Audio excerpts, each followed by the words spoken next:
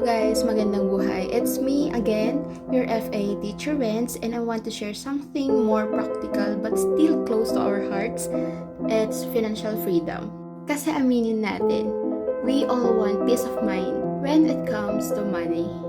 We want to stop living paycheck to paycheck, of course. We want to provide for our family and even spoil them without the feeling of guilt.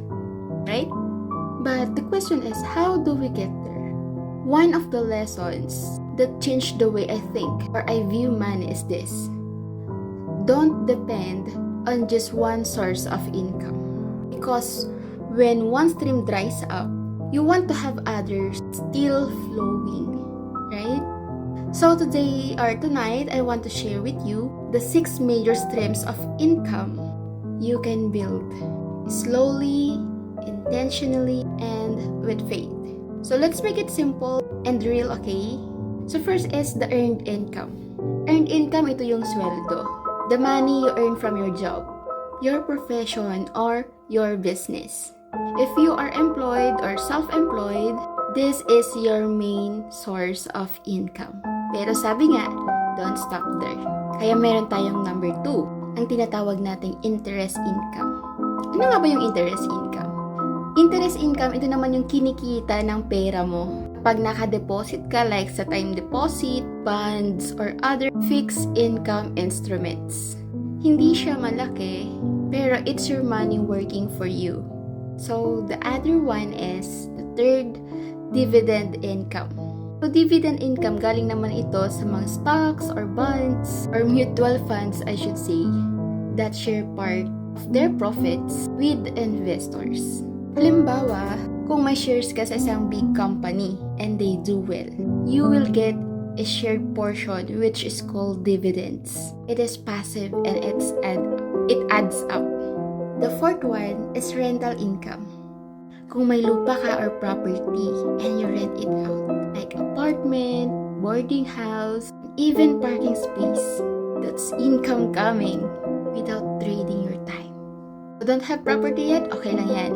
Just let this inspire you because one day you will get there. We will get there. The fifth is the capital gains. Ito yung kita mo kapag binenta mo yung asset mo at mas mataas ang presyo kaysa nung binili mo ito. Pwede yung lupa, pwede yung bahay, stocks, or even collectibles. Buy low, sell high. And the last one is the royalty income. Ito naman yung kita mo from something you created, like books, music, or digital products, and even intellectual property. Imagine being paid over and over from something you only made once. Galing, di ba? Now, maybe you are thinking, Ate Vince, ang dami naman yan. Paano ko sisimulan yan? And my answer, one step at a time. You don't need to have all 6 right away. Start with one and build another. Then let your money work for you. Let your money grow little by little. What matters is, nagsimula ka. You start now. Ngayon, habang kaya mo pa. Financial freedom, it doesn't come overnight. But with the right mindset, consistency, and faith, it is possible. And of course, I'm here to walk with you.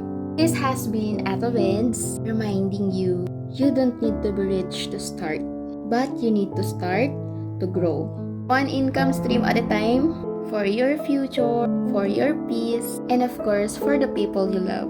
God bless and mabuhay!